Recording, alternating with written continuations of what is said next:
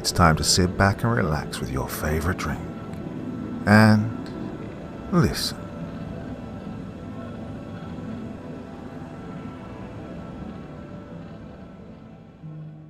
Her father stumbled through the door, covered in deep, ragged claw marks. And from that night on, nothing felt right.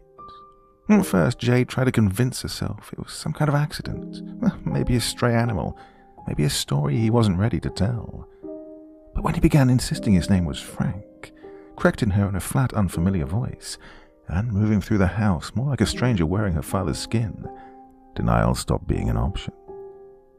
Then came the hike, a quiet trail, a restless wind, and a dog standing in the trees, glowing faintly, watching. Shouldn't have been there. Moments later, Jade was falling, the ground vanishing beneath her feet. Certain it was the end, but, well, something caught her, something that shouldn't have been able to. Now she's left with questions she's afraid to ask. Buried in Hanging Hills by Tristan Mason. When Jade was only 12 years old, her father came home one afternoon with his arms and legs covered in claw marks. Jade felt confused and excited about his appearance. While she didn't like seeing her dad hurt, she wondered if he finally bought her the cat or dog she wanted. He wasn't good with animals, and she figured it must have attacked him on the car ride home. To Jade's dismay, he didn't bear hug her or call her his little troll, a nickname he gave her for the vibrantly coloured hair extensions she always wore. He hurried into the bathroom and shut the door. Second time. This isn't good at all, she heard him say through the door. I have to. The rest of his words were muffled and eventually drowned out by the sound of blasting water from the shower. He'd been acting strange for the past few weeks, and this instance proved no exception.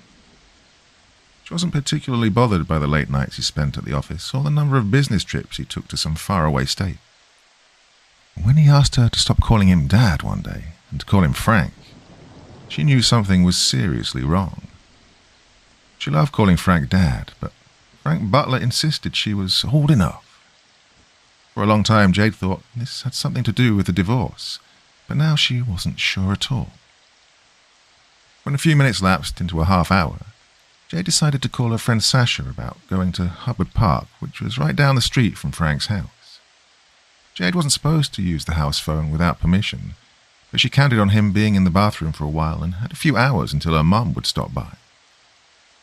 She cautiously dialed Sasha's number, listening for any changes in sound from the bathroom. Hey, Sash. What's up, J.D. Bean? God, that commercial is so old. Want to go to Hubbard? I guess. Thought you were with, what's he want you to call him again? Frank. God, he's so weird. So weird, Sasha repeated, laughing. Yeah, I'll go. Gotta go to drama club at 4, though. See you soon. Okay, see you. Jade left a note on the kitchen counter about her whereabouts and headed into the garage to grab her bike. As she stepped onto the concrete floor, she was surprised to find the interior vacant except for her blue Trek bike and a lone tool shelf. Before the divorce, the garage was full of sports equipment, gardening tools, and an extra fridge stocked with sports-themed beverages for when Frank coached her soccer team. Now, not only was the garage devoid of these remnants of her old life, but it was impeccably clean. Jade thought it was suspiciously clean. She figured he was in one of his moods again when she heard him shout, This is disgusting. Whether it was due to work or another argument with her mom, she didn't want to know. She knew he couldn't keep his promise about a new cat or dog, though. Frank was full of broken promises, anger, and not much more. She didn't even care how he got the claw marks anymore. All Jade knew as she rode off toward the park was that she barely recognized her dad or the house she once called home. Thankfully, Sasha breathed life into her otherwise disappointing day. She smiled as she pulled into the park and saw Sasha on her purple mountain bike. As she fixed her braids, Jade thought about how lucky Sasha was to have actual blue streaks. Clip extensions were the only hair alterations Frank approved of. He used to never care about her hair or clothes, but now always had something to say when she stopped by.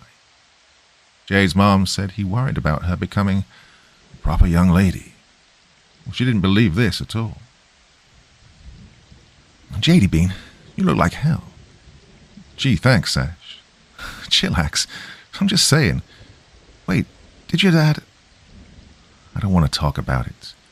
Want to go to Castle Craig? Sasha enthusiastically nodded as they rode to the trail, which was located on top of a hill in a gravel parking lot. The girls would often go to Castle Craig when the weather was nice or when they needed to clear their minds. They loved the hike because it crossed a pedestrian bridge over the busy freeway, which was fun to look down on.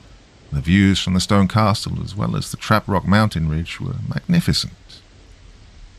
From those heights, the girls could see all of Meriden, which the girls loved but made them a little sad as they'd both be moving in a matter of months. Jade was beginning to wonder, however, if she'd be better off living further away from the man she used to call Dad. Did you hear about the two girls that disappeared last month? Sasha asked as they locked their bikes to the trailhead fence.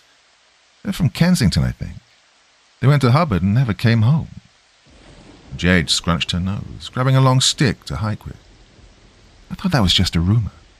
Are you kidding? It was all over the news last month. Yeah, I don't really watch the news. Doesn't it worry you? Why would it? Your mum's talking about moving there, and so are my parents. It's pretty crazy. I heard the girls from Kensington disappear all the time. Yeah, sure, Sash, Jade said, still failing to see her friend's point. For now they lived in Meriden. It'd make more sense to be worried now. This logic evaded Sasha, however, as she was more inclined to rumors than logic. As they passed a few hikers and headed onto the pedestrian bridge, Jade couldn't help but feel annoyed by Sasha's stories of missing Kensington girls. Jade felt a bit scared about crossing the bridge, even though it was completely enclosed by metal fencing. I'm serious, Jade Bean. My older cousin told me that sometime in the 90s, 3 girls in her class went up there after graduation and never came back. Your cousin Alia, who does tarot and is psychic, yeah? There's nothing wrong with tarot. Nothing. Look, forget it. Hey, there's a dog at the end of the bridge. What's it doing there? Am I crazy, or is it, like, glowing? At the end of the pedestrian bridge stood a small, vaguely spaniel-like, short-haired black dog. They couldn't really see its face as it was sniffing something on the ground. For some reason, as it panted, the dog looked quite blurry. Jade rubbed her eyes, thinking it was her contacts, but the blurriness remained. Something wasn't right about that dog. As they walked over the bridge in caution, it still seemed blurry and wouldn't look at them. The dog wasn't fazed by the girl's loud footsteps or the booming traffic below. Jade could almost see the glow Sasha mentioned, a small layer of fog circulating its body. Yeah, you seeing what I'm... Don't move. Jade stuck her arm out as the dog finally looked up. Its eyes were deep brown and strangely sad. The dog opened its mouth to bark, but no sound came out. I don't like this. Let's get out of here. Jesus Christ, Sash. Despite Jade's inhibitions, Sasha continued over the bridge. Jade suddenly felt dizzy, unsure if she should be looking at the road below or the strange dog that made no sound when it barked. Don't touch it. Well, it might be lost, Sasha said several paces ahead. Reluctantly, Jade sprinted to the edge of the bridge. As they both stopped before the strange black dog, the layer of fog disappeared.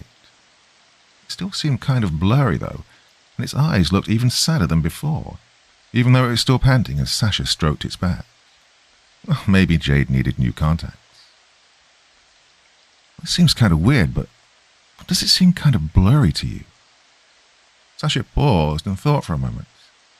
Yeah, and cold. Feel this. Sasha forced Jay's hand onto the dog's back. It seemed really cold, as if it had just stepped out of a walk-in freezer. She couldn't make sense of the blurriness either. I mean, the dog was sitting right in front of them. She remembered the Photoshop program she used in computer class and how her teacher taught her how to blur objects. None of this made sense. Images could blur, but not real-life animals. Whether it was the dog's sad brown eyes, its thin black fur, or its short wagging tail, he didn't seem like a complete animal. Well, this makes no sense. Jade took her hand off the dog, looking up at Sasha's still excited expression. Let's get out of here or continue up to the top. Maybe its owner's nearby. I don't know. We can leave it. Yeah, I guess you're right. Jade and Sasha took a few steps off of the bridge and onto the trail. Even though Sasha happily petted the dog, Jade didn't want to be anywhere near it. The more she looked away, however, the dizzier she felt. When Sasha glanced up from the dog, she said something Jade couldn't hear. Her words were muffled, almost distorted. She felt increasingly lightheaded and weak, falling backward down a leaf-covered dirt hill. As Jade rolled over a few jagged rocks, she began to panic. She felt too weak to move her body and break the fall. She braced herself as she rolled just a few feet away from oncoming traffic. Before she reached the pavement, two rugged hands grabbed her, and everything faded to black. Jade opened her eyes to meet two arid blue ones. When she recognized the thick blonde beard and the plaid shirt that smelt like menthols.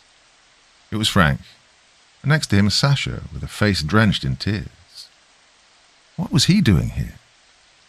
It only took a few moments for Sasha to realize she was back on the pedestrian bridge, laying on Frank's nylon backpack, her entire body draped in aching sores. You okay, sweetheart? Yeah, what are you doing here? Oh my God, Jade Bean. Sasha threw her arms around her and squeezed tightly. Jade groaned and Sasha profusely apologized. I'm so sorry, it's just... that was so scary. Are you sure you're okay? Yeah, Dad. I mean, Frank. What are you doing here? He laughed, which she found quite odd given the circumstances. Despite taking a shower, his long beard and scruffy hair seemed dirty. There were also more marks on his face. It's quite a coincidence, really. I was heading to the hardware store and pulled to the side of the road because I blew a tire. I heard a loud noise coming from down the hill, and there was my little troll. Frank hugged her tightly, and Jade embraced him as he sounded like he was ready to sob. Honey, you have to be careful when you hike. You know this. We tried, Jade said weakly. But we saw this little black dog, and I felt really dizzy, and I'm sorry, Dad. Yeah, it was really cute, but weird looking, Sasha chimed in.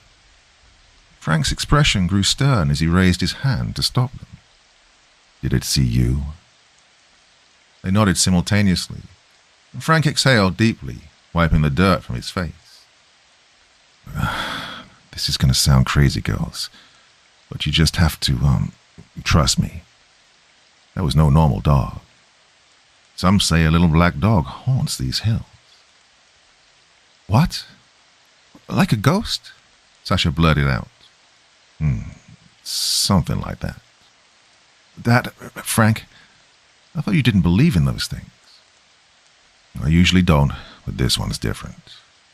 Years ago, when your great-grandfather was a little kid, there were two geologists who fell to their deaths after seeing it. It's documented and everything. Grandpa Lou swore about it till his death, and he never spoke of anything spooky but that. He said you see it once for luck, twice for sorrow, and 3 times for death. God, I've even... None of this makes sense, Jade moaned. Thought you didn't believe in that stuff either. And she didn't have much luck. Look, have you seen a dog like that before? Jade studied Frank's expression for a moment to be sure that he was serious. They barely had any deep conversations since the divorce, but all of a sudden he was launching into this weird folktale. Oddly enough, what he said made sense. A memory deep within Jade unlocked, one from years ago when she was lost in Hubbard Park. She was no more than 4 years old. She felt scared until she saw a small black dog standing by a tree. He stayed there until her parents found her. Why had she forgotten? Then again, she had forgotten a lot over the years. Yeah, I think so, Jade muttered. Then, you must never go back, the father said sternly. You were lucky this time. Part 2. Unlike the first time Jade saw the black dog, the second time stayed with her for years, an encounter strange and horrifying enough for her to never return to Hubbard Park. Sasha thought Frank was going crazy after the divorce, and that his belief was a product of his insanity along with wanting to be called by his first name. Jade wasn't sure at all, though. She never developed a belief in the supernatural other than in this instance. Sasha became even more skeptical over the years after dating a guy named Jordan who believed in everything paranormal. At one point, Jade dated Jordan's friend Miguel. He was equally a believer, but somehow more rational. Whenever the three of them mentioned the black dog incident and their varying beliefs, Jade shut them down. After her 27th birthday, it became easier to shut everyone out. She broke up with Miguel and moved into a dilapidated house in Winstead with Colt, a slightly effeminate college roommate. He hated talking about anything even remotely scary and never brought up Jade's past, so their living arrangement worked perfectly. Still, she couldn't shake some of the things from her childhood.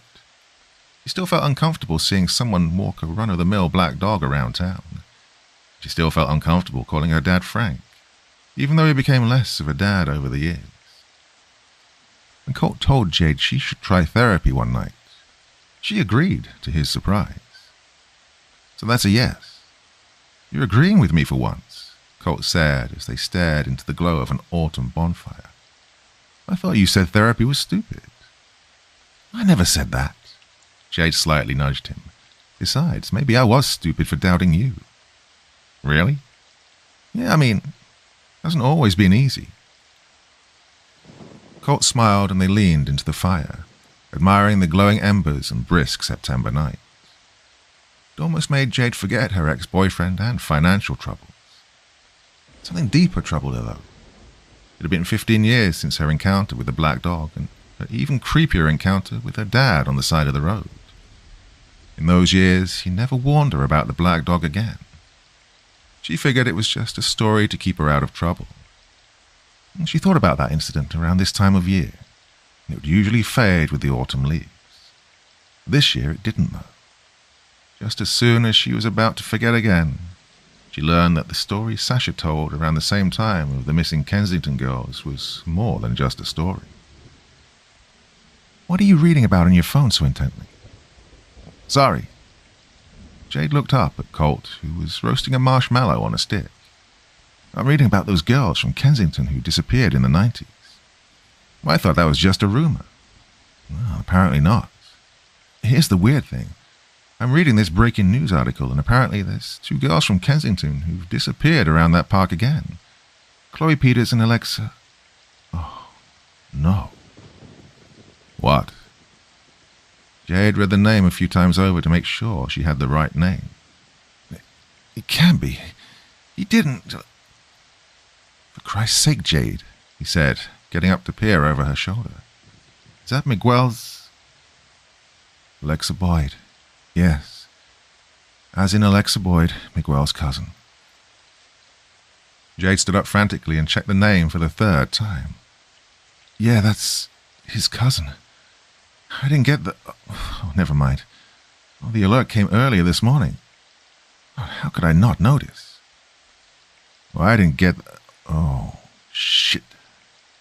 Colt checked his phone as well and scrolled through the messages. "I didn't see it either, but the alert came earlier today. Chloe Peters and Alexa Boyd, 2 12-year-old girls from Kensington, Connecticut, disappeared around Hubbard Park on Thursday morning.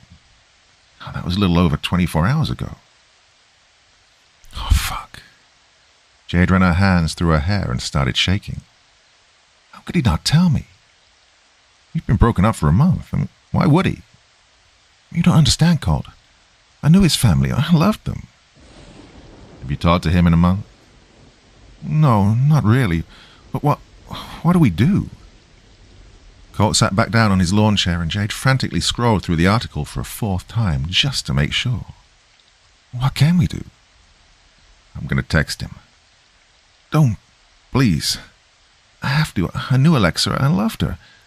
She was like his little sister. Well, like, not literally, but still. Colt, what should we do?"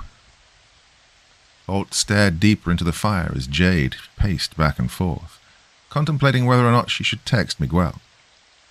When she finally couldn't stand it anymore, Jade stopped looking at Colt and started texting Miguel. She wasn't sure which line of text she wanted to choose and kept erasing her responses. Finally, Colt snatched Jade's phone from her, choosing. I heard about Alexa. Can I do anything to help? Oh my God, why, Colt? You were taking forever. But now we wait. Colt held onto her phone. As Jade extended a hand, Colt shook his head. Don't even. Someone with a clear head needs to do this. I didn't even want you talking to him to begin with. Okay, princess, Jade said, sitting back on her lawn chair.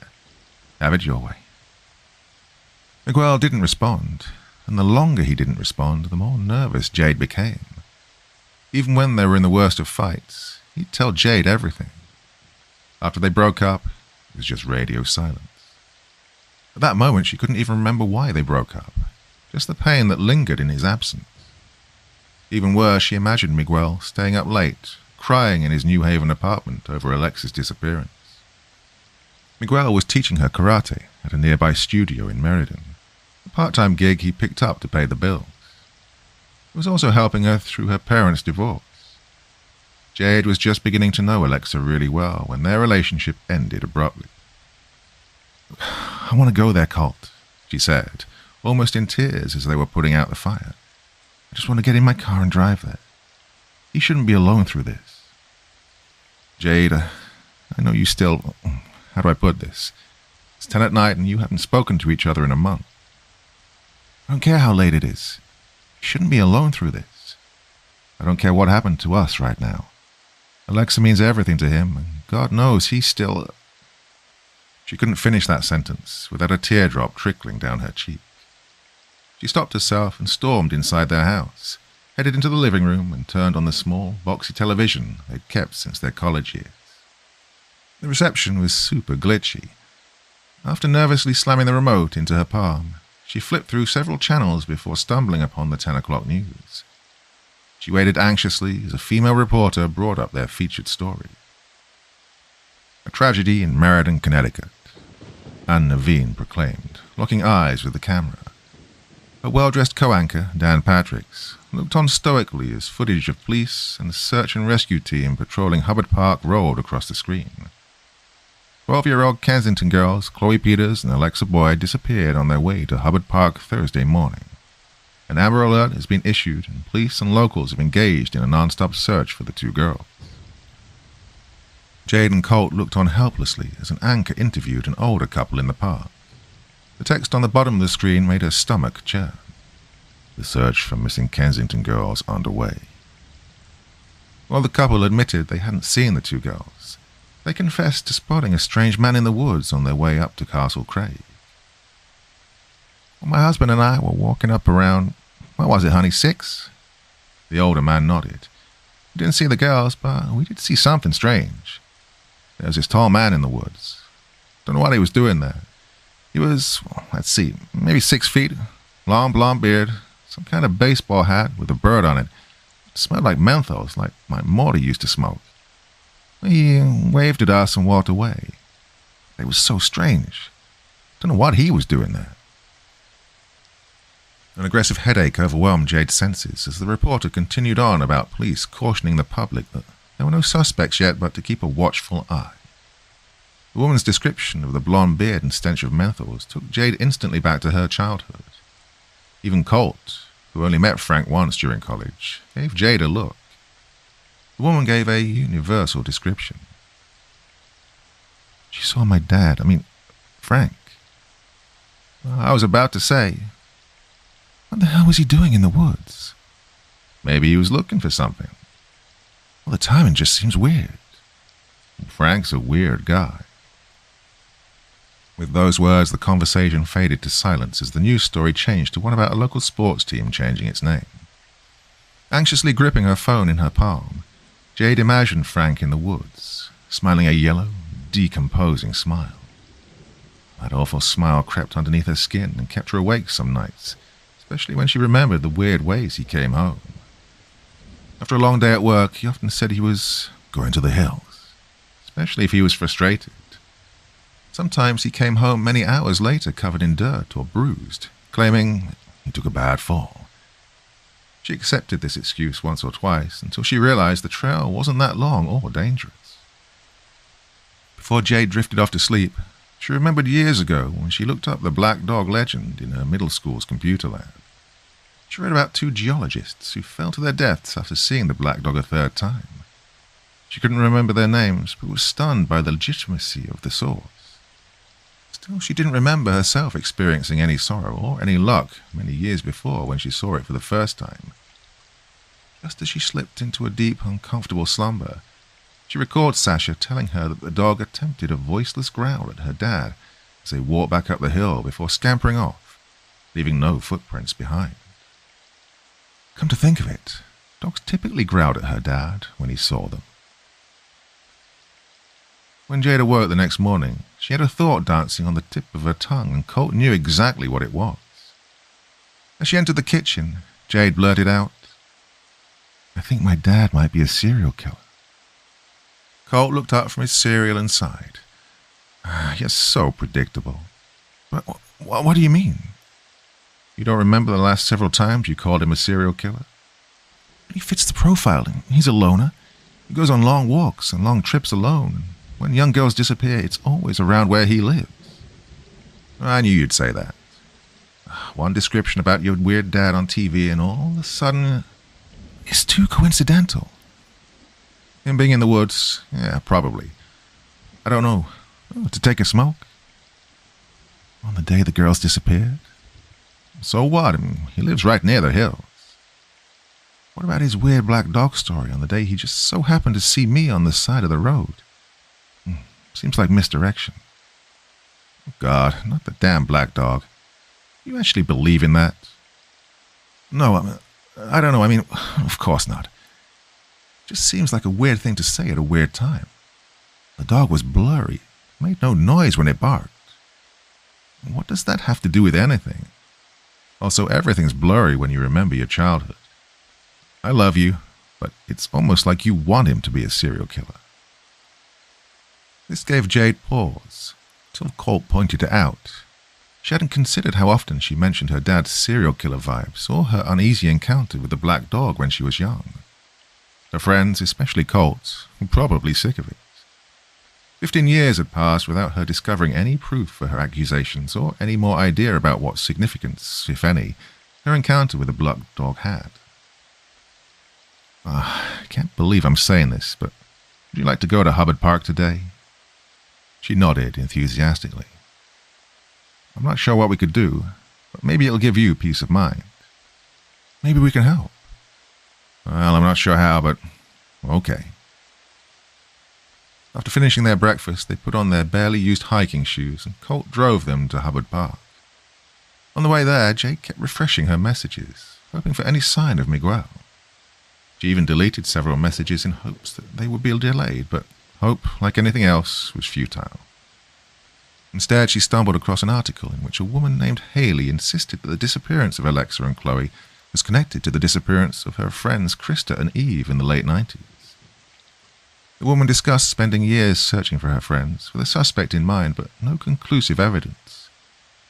Jade wasn't sure if she'd admitted the suspect's name, or if the news site chose not to publish it at all. "Hey, check this out." Mere seconds after Cole pulled into the dirt lot by the trailhead, Jade shoved the phone into his hands. "Don't just nod, read." Haley Brunel believes the disappearances of her friends in 1999 are connected to the tragic disappearances of... Yes, so they might be. What's your point? Read a little bit further. Brunel believes that her friends are no longer alive. Well, that's dark, yes. I'll read on. Fears they might be buried somewhere in Hanging Hills. Authorities state there's no reason to believe this at this time and will continue their search for Alexa and Chloe. I believe her. You don't know her. Does that matter?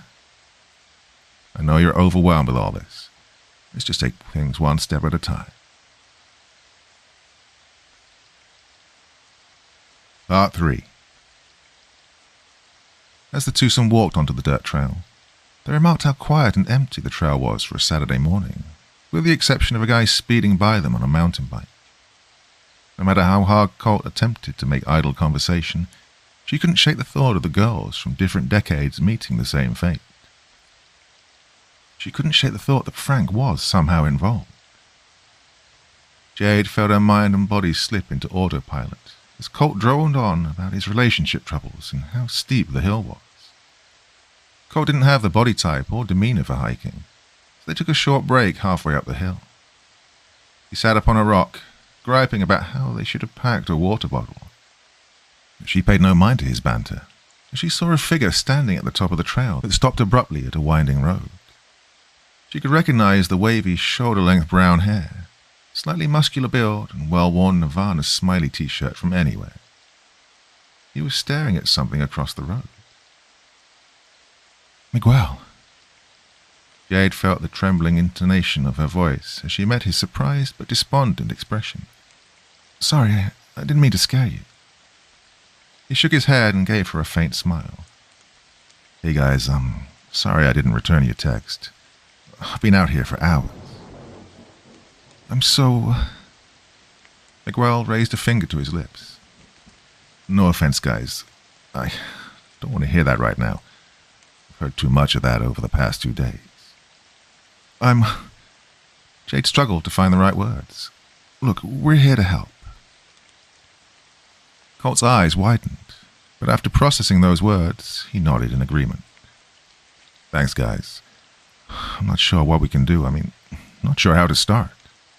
The police searched the area with their dogs over the past 2 days and didn't find anything. They've moved on to other areas. Jade wanted desperately to put an arm around his shoulders, but stopped a few inches short of the small of his back. Hey, you're not convinced?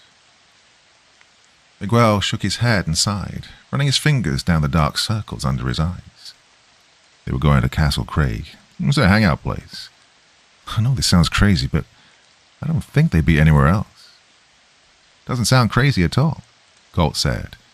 Your cousin's a badass hiker like you, and I'm sure her friend is too. Miguel smiled. Oh, thanks for treating her like she still exists. My whole family, they act like she's gone. It's been less than 2 days, and they're simultaneously talking about preparing for the worst and praying to God for her to return. I don't want to do any of those things. It doesn't help, guys. Clenching his fists and holding back tears, Miguel motioned for them to step onto the road. I've been all over these godforsaken woods. The only place I haven't been yet today is Castle Craig. People are idiots, so we have to be careful walking up. Colt and Jade nodded as they crossed onto the left side of the road. Have you found anything at all? Jade noticed her own nervous inflections, but it didn't matter. It felt good just to be near him again. She noticed he was skinnier, not in a healthy sort of way, but skinny like the month his adopted father took ill when they were in college. She noticed bruises coursing the length of his arms, not the kind he usually incurred from a karate match, but the kind of bruise one would receive from a great fall. Just some footprints off the trail, but I don't have the type of expertise to tell what those are. Times like these make me wish my Uncle Tony was still alive, Colt remarked. They could see the tower from their vantage point and surprisingly few cars in the parking lot surrounding it. He was a detective. Miguel reclenched his fists. Maybe yours would take this investigation more seriously. Hey, Jade, you okay? The three of them turned round to see a small, vaguely spaniel-like, short-haired black dog. Jade felt all the hairs on her neck pierce her skin as the dog sat by the curbside, happily panting. Happily panting, but without a sound, as Miguel and Colt eagerly petted. Just like years ago, the dog looked simultaneously blurry and vibrantly clear, especially its brown and strangely sad eyes. Her father's haunting words, 3 times for death, echoed through her mind along with the guy's oblivious laughter. I needed this today, Miguel said, smiling. A lone truck passed them as they scratched the back of his ears. The poor guy's cold. Hope his owner's nearby. Jade, you good? Colt took one look at her frozen green eyes and grunted. Oh, God, you think that's the black dog, don't you? Miguel looked at her as well. Oh no, I remember now. Jade, that's not... 3 times for death. I'm going to die soon, Jade murmured, unable to move any part of her body. Well, that's a ghost dog, all right, Colt said, laughing and nudging Jade. He's up on her. Miguel placed an arm around her back. But it's just a dog, Jade. It's really friendly, too. Looks young as well. It can't be the one you saw years ago. 3 times for death, Jade murmured again. When the guys attempted to move her a few inches forward, she wouldn't budge, but Miguel's phone came loose from his pocket. The dog opened its mouth to bark. No sound came out, which infuriatingly to Jade didn't faze them one bit. But when the dog grabbed his phone like it was a chew toy and began to run, Miguel shouted, "Hey, damn pooch!" and began to chase after it back toward the road. Colt followed staggeringly along. "Guys, don't!" Jade finally managed to shout as they sped back down the road and toward the trail. As the dog ran, it looked increasingly blurry, not just because of its speed. It also had a slight misty aura around its body. "Watch out!" The dog dashed down the hill they walked up and then several paces off. For a moment, the dog looked like it was floating across the decaying leaves. They didn't pay attention to where they were running as they struggled to keep the dog in sight. All at once, they tripped over a jagged rock and tumbled down a hill far off the trail, which was, thankfully, mostly leaves and dirt. Jade reached out to find anything that would break her fall as she saw Colt somersault past her. They were free-falling with the dog still in sight. Jade wondered if this was really it, the 3rd time Frank and her grandfather warned of it. Perhaps she would face the same fate as those geologists, falling to a dark and terrifying demise. Just before she thought of praying to some deity she wasn't sure she believed in, they stopped rolling.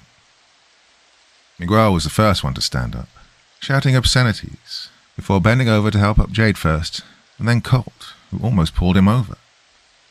They checked on each other for blood and broken bones. When they were satisfied that they were bruised but stable, they spotted the black dog in front of a shovel staked upright in a mound of dirt. Miguel's phone lay on top of the mound. When he reached for it, they saw the dog growling at the shovel, but like it's panting or bark without a sound. "Oh my God, that's a gravedigger's shovel. A really old one, too," Colt said. "My grandpa brought one of those home from a crime scene once." "Yeah, that's so eerie." Miguel reached to grab the shovel at its handle, but Jade gripped his wrist. What is it?" "I think we're standing on a burial plot." They jumped back a few paces. The mound of dirt was outlined in a near-perfect rectangle of about 5 feet in length and maybe a couple in width. That's a human body under there," Jade stammered. Well, she was certain enough to make that claim, remembering her late uncle's burial years back. "Gotta find our way out of here and tell the police." "Yeah," Colt said, visibly shaken by the scene. Jade was breathing heavily when the dog rubbed his head against her leg. Hesitantly, she looked into its sad brown eyes and touched its frigid back. She was certain this was the same dog she'd seen years ago. Why it wasn't invisible like a ghost, she wasn't sure, but it didn't seem menacing one bit. Despite how young and short the dog looked, its touch indicated it was an old soul, one that lived perhaps countless lifetimes. "Oh, I'm sorry," Jade whispered to the dog. "You were trying to help." "Miguel, drop the shovel," Colt suddenly shouted. Miguel was digging tenaciously into the dirt, tears streaming down his cheeks. "Miguel, stop!" Jade screamed. They grabbed onto each arm, but Miguel pulled himself away, practically diving with the shovel. "Come on, Miguel, let go. It could be them. It could be them." The 3 toppled onto the plot and covered their ears. A sudden crack or bang pierced the air. Miguel looked fearfully over his shoulder as the bang repeated a few times. By the time Jade and Colt also realized what it was, Miguel was screaming, "Run!" The sound of gunfire was unmistakable. They weren't sure where it was coming from, That's that they had to run, no matter how blindly, away from the sound, which grew closer and closer. They were running back up the hill when they fell down, or so Jade thought. She wasn't sure if she could still hear gunfire, or if it was all in her head, but she was too terrified to look back. For a moment, Jade thought the dog was running beside them, but when she turned to her left, she saw Colt starting to lag behind. She yelled for Miguel to slow down, grasping onto Colt, who was practically hyperventilating as they finally crossed back onto the main trail. They no longer heard the sound of gunfire. They fell to their knees, coughing and wheezing, struggling to gain awareness of their surroundings. Colt doubled over and vomited onto a pile of leaves. Jay grabbed onto his back and he emptied what little contents he had left from a light breakfast.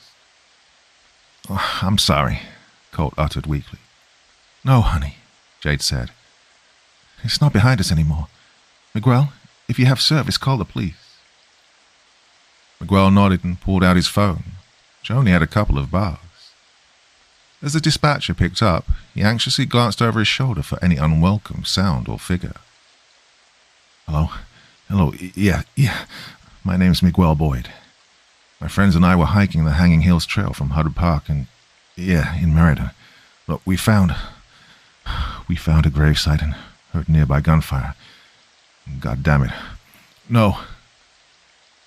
Before he could relay any more information, his phone drained to black. "It's okay, you gave him enough info," Jade said, noticing her own phone was dead as well. "Colt, do you have... Oh, never mind. You left it in the house. God damn it." "You think we're safe, Miguel?" Colt stood up slowly, wiping some vomit from his lip. "Well, I don't want to find out." Miguel fixed his shirt and then looked up at Jade's watery green eyes. "Let's get the hell out of here. Not run, just walk with intention. Hopefully, by the time we reach the trailhead, the cops will be here." The three of them walked side by side in silence over the footbridge and back to the parking lot. There were still no hikers on the trail. Jade didn't know what to say. She was both terrified and relieved. The dog she'd feared for all those years was nothing to fear at all. She wasn't sure if it was a spirit or some type of immortal entity. But it wasn't the evil creature Frank or the countless individuals that encountered the dog that made it out to be. If anything, it wasn't angry at the people who saw it for a second or third time, but trying to seek help. Something far more evil lurked within those hills. The dog was warning of that evil. At that moment, Frank's fear all those years ago seemed infinitely less likely to relate to a curse or legend. When they reached the trailhead, a single police cruiser sat idling in the parking lot. The three of them rushed over to the lone officer, who was caught off guard as they gathered around him. After motioning for them to calm down and they could only hear one person at a time, he took their statement. They told the officer every excruciating detail, which he recorded on his mobile laptop. Jade even told the officer about the black dog, which caused him to look up and wince before continuing to type. By the end of their frantically told, albeit very thorough story, the officer called for backup on his radio. Then he sectioned off the trailhead with red tape and black lettering that read "Do not enter." The mere words caused Jade's heart to jump. "We're going to close the trail to the public today," the officer said. "We received a few more phone calls about gunshots, so we're going to follow up on this. We'll call you if you have any additional questions. You'll be hearing from us within the next few hours. Here's my card." Why wouldn't he ask us to show him the burial site? Miguel said gruffly as he opened the door to his beat-up Camry. "Keep your voice down," Colt snapped, unlocking his car. "He said he'll follow up with us." "Do you want to go back to our place?" Jade said softly. "Thanks, but I have to make some calls to my mom and aunt. I'll catch up with you guys." On impulse, Jade reached over to hug him, but he ultimately fell into her embrace and pulled her in closely. At that moment, all the anger and pain that lingered from the breakup subsided. She was just glad that he was there and safe. She didn't have to ask to know he felt the same. "I'm here for you through all of this. I know. I don't know what to..." Instead of finishing that sentence, Miguel kissed her on the cheek. She smiled and watched with an ungodly amount of uncertainty, fear, and bliss as he sped out of the park. Colt sighed and hugged Jade as well, apologizing for the vomit that splattered onto her shirt, which caused her to snort a laugh. They drove in silence all the way back to Winstead.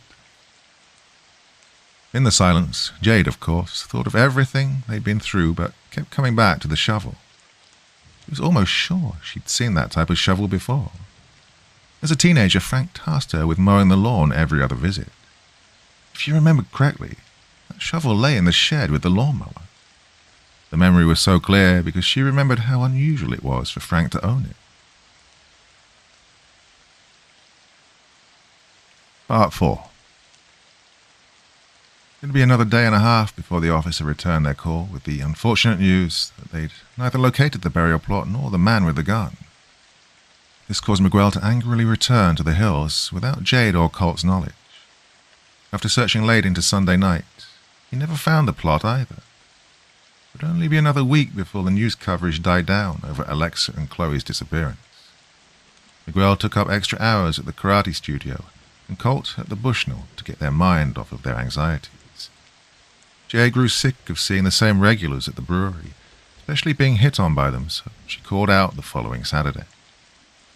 That day, Jade drove aimlessly through Meriden, not sure what she was looking for that the police hadn't already found.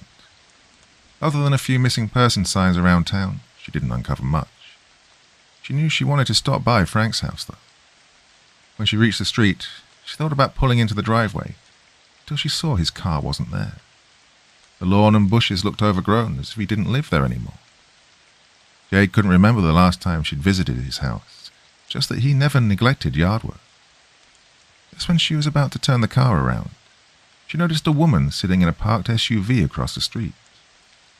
Without much forethought, Jade pulled up behind the SUV and parked, cautiously approaching the driver's side window.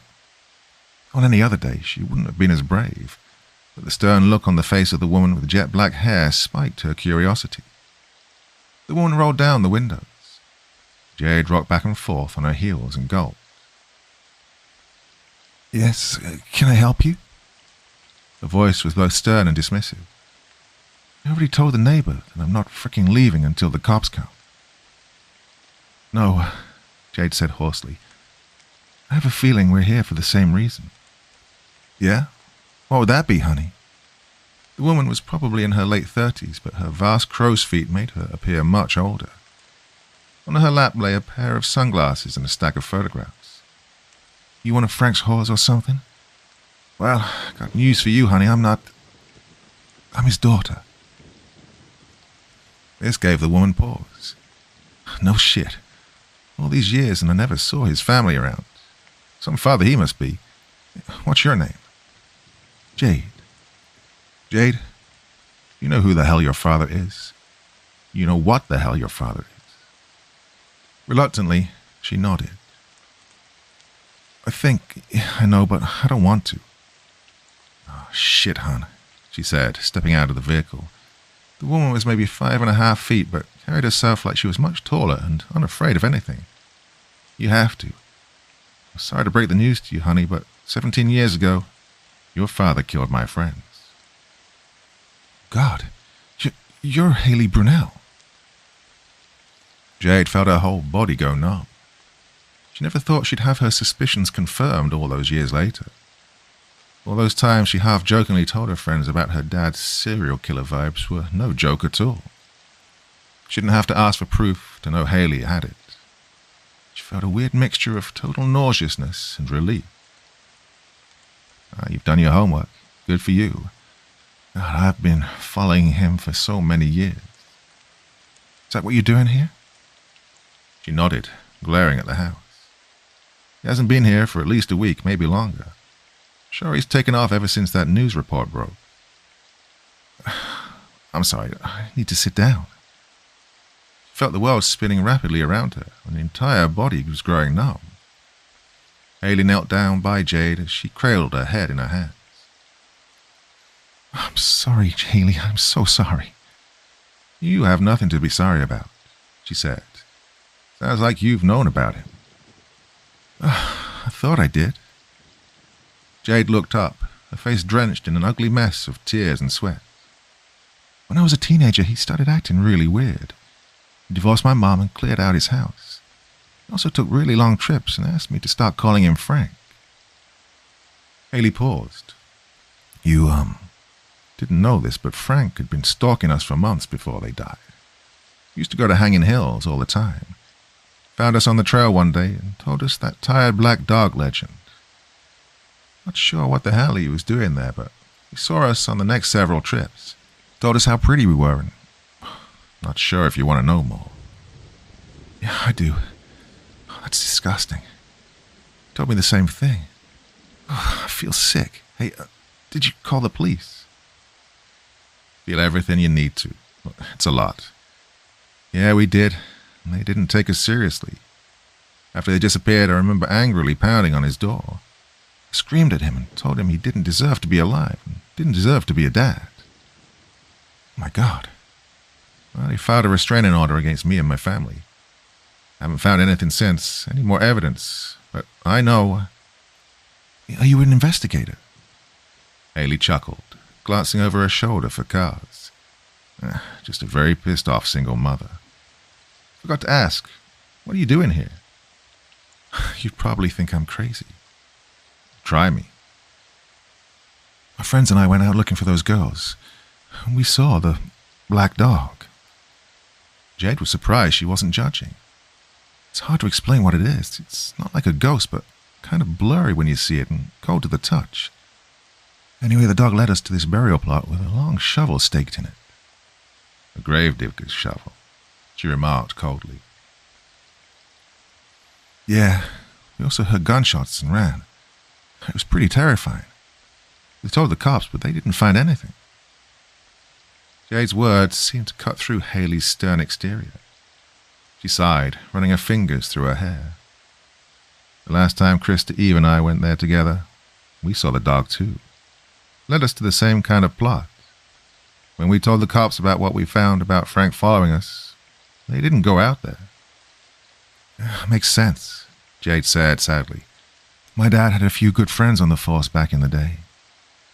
You never answered my question. They both stood up and took another long look at the house. Haley adjusted her jean jacket, furrowing her brow. Jade glanced at her, lower lip slightly trembling. What are you doing here? When I was a kid, I saw that shovel in his shed. I wanted to see if it was still there. Well, we can go look. Just have to watch out for the neighbors. They crept across the street and into the tall grass. Jade peered through the window while Haley scaled the side of the house. The interior was completely vacant, save for a lone, unplugged lamp on the hardwood floor. Jade scrambled to the side and noticed the garage was vacant too, and the windows were collecting cobwebs. As they entered the backyard, she could see from the single-hung windows that the kitchen was completely stripped of its appliances. Hey, take a look at this. Haley had busted the lock to the grey saltbox shed. Jade hurried over. They stared, jaw agape, at the red writing hastily scribbled all over the walls and floors. There were several names and dates repeated in different lengths. Oh my God. They saw the names immediately. Eve Cross and Krista Nolan, 1999. Haley gasped and clasped a hand over her mouth, her tough exterior slipping into one of absolute shock and terror. There were several other names they didn't recognize. Ali Sheelan, 1992. Naomi DeLeon, 1994. Ricky Johnson, 2006. Jade wrapped an arm around Haley's waist as they saw the next two names. Chloe Peters and Alexa Boyd. Date followed. She wondered if she should take the sign as a positive one, an indication that their fates hadn't been sealed yet. There was another name in the far corner, one with an L that she couldn't quite make out. I'm going to check inside the house, Haley said, her face flushed and pale. Just to be sure the girls aren't there. You should call the police and let them know what we found. God, all these years. Yeah, Jade said. Be careful. It was all too much. Her mind couldn't tell her body to reach for her phone. The names paralyzed her with fear, The closer she looked, the more she found in the far corners of the shed. Victoria Malcolm, 1991. Billy Smith, 1989. Nikki Lamerick, 2002. Mayella Cruz, 2009. Who were these girls? When did her dad have time to find them? She'd been in the shed a million times over the years, even as an adult. Why were the names here now? In the furthest corner of the shed, which was devoid of any light, she saw the final name. Little Troll. No dates followed. She couldn't breathe. She couldn't see either. All of her senses were fading. When she opened her mouth to scream, she couldn't do that. She could only hear the distinct sounds of the shed door latching behind her. The darkness was utterly disorienting. She felt herself slip into a deep, panicked and nightmarish slumber. The slumber felt like an eternity of being unable to breathe or think coherently. Through the darkness, she could see faint images of the girl she'd never met. Billy Smith wore a blue and green sequin top when Frank stopped her on the footbridge, claiming he'd lost his daughter. She was skipping school. She was failing anyway and eager to help. Victoria Malcolm wore a pink flannel shirt when her father claimed to be a friend of Victoria's dad atop the stone tower. She thought she knew all of her dad's friends, but he seemed nice enough, and claimed to play basketball with him in high school. Eve Cross and Krista Nolan were wearing the new Silverchair shirts they purchased at the concert the night before when Frank told them at the trailhead that he was a roadie for the band. Nikki Lambert wore a grey American Eagle sweatshirt when Frank told her that her mom was looking for her. Nikki and her mom were the best of friends, like the mother-daughter duo on that WB network series that Jade used to watch. It wasn't clear what Mayella was wearing when her face was covered in dirt, but she felt her fear and sadness being betrayed by her own soccer coach. It wasn't long until Jade realized she was covered in dirt too. When Jade regained her sense of taste, she realized how appalling the taste of soil truly was with its chalky, earthy texture. She attempted to spit it out, but more dirt trickled down, so she sealed her lips entirely. When Jade regained her sense of smell, she noticed the soil's horribly sour and metallic scent, which she had a difficult time breathing through with only centimeters of her nostrils uncovered. When Jade regained her sense of sound, she noticed the crackles, clicks, and pops from above. She also heard the sound of her phone buzzing somewhere. When Jade regained her sense of touch and consciousness, she was absolutely horrified by the immense pressure pushing down on her body. For several minutes she tried to thrash her body, but only moved an inch at best. She was losing oxygen again, and rapidly. From above she heard more distinct crackles, clicks and pops, followed by the sound of grating and rasping. Something or someone was digging her up. It wasn't the spade of a shovel. No, its movements were still rapid, but yet more gradual. She watched the dirt flick upward in small chunks. When her nose and mouth were unearthed, she realized two small black paws were doing the digging. When the paws had removed enough dirt from her body, she used all of her strength to force her body upward, using what minimal arm strength she had to crawl out of the grave. The black dog bit onto her sleeve and helped tug her the rest of the way. As Jade rose to her feet, struggling to catch her breath, the dog guarded her in front, raising its tail with its ears flat against its head. The dog stood much taller than its familiar spaniel-like stature. If not for its familiar features, she would have mistaken it for a Great Dane. The dog was no longer blurry, but glowing in a misty, green-tinted aura. Its sad brown eyes were no longer sad or brown, but blue and fiery like the combustion of carbon. Jade stared in horror at the unmarked dirt plots that surrounded her from all sides. They numbered in the dozens, maybe double or triple that. She couldn't be sure. Then she looked back, even more horrified, at the grave she'd come from, which was at least 4 feet deep. How long had the dog been digging for? How long had she been buried? All time seemed to elude her. She knew she heard her phone but couldn't find it. She knew not to run, though, with the dog guarding her, moving with every direction she turned. "Thanks, buddy," she whispered. "Should we..." Just as she was about to move, the smell of menthols overwhelmed her senses the same way it had for many years. From between two bushes, her father, a frailer-looking man than she remembered, in torn flannel, appeared, carrying the gravedigger's shovel in his hand. "You were never supposed to find out," Frank said coldly, looking at the dog and not her. Jade said nothing. "You were never supposed to find him either." Silence. She stared blankly into his arid blue eyes as if she were daring him to strike. She was no longer afraid of the man she stopped calling Dad long ago. "Is this the third time you've seen him, Frank?" With these words, Frank's arid eyes widened. His pupils dilated. He attempted to lunge forward, drawing a small grey pistol from a concealed holster, but the black dog leaped and tackled him into the grave. Frank unleashed a blood-curdling scream. The scream lasted mere moments before gnawing and gurgling sounds took its place. The gnawing and gurgling sounds turned to ones of crumbling as a mound of dirt collapsed into the grave.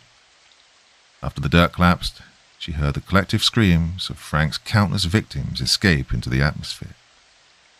These weren't screams of terror, but cries of freedom, cries for the monster to stay buried forever, every inch of his evil being rotting into the earth. The dog jumped from the grave into a nearby pile of leaves, its stature morphing back to spaniel form. It took one last look at Jade, its eyes now a bold shade of brown, and drifted into the vast woods. Jade started to run, faster than she'd ever run before. Somewhere in the distance, she heard people screaming her name. The closer she ran, the more distinctly she could make out the voices of Colt, Miguel, Haley, and possibly Sasha, though she couldn't be sure. Then another female voice called her name that she didn't recognize at all.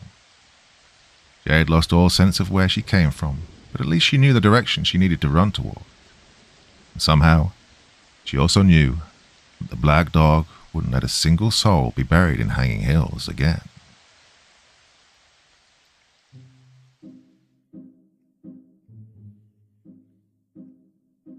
Yay, the dog was the hero. The dog was the hero. I love that. Good old ghost dog, eh? Nice one. Well, that was a really intriguing story. I thought you might like that for this evening. So did that one all in one go, so brain not working so well. Okay, so yeah, really, I don't know, what should I say? Yeah. Sorry if you're waiting for anything profound, but no. Okay, my brain's really scrambled after reading that one. I love that story. Hope you did too. Thoughts, feelings, anything else you want to share in the comment section below the video. And as always, I will do my best to join in the conversation. Well, I'm going to shut up now because I'm making no sense whatsoever. Till the next time, my dear friends, very, very sweet dreams. Bye-bye.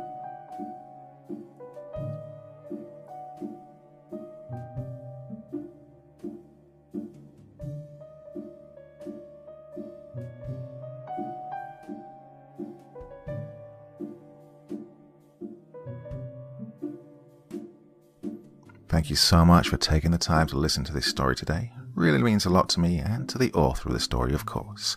Well, if you want to know more about me, I'm pretty much everywhere on social media. You can find me on Facebook, Twitter, Instagram. You can download my music on SoundCloud. I've got a Patreon if you feel like. Throw me $1 or $2. Very much appreciated. And of course, on Reddit, I have a place where you can leave stories if you want me to read one that you've written. Well, hoping to see you all again very soon. Till then, sweet dreams. Bye-bye.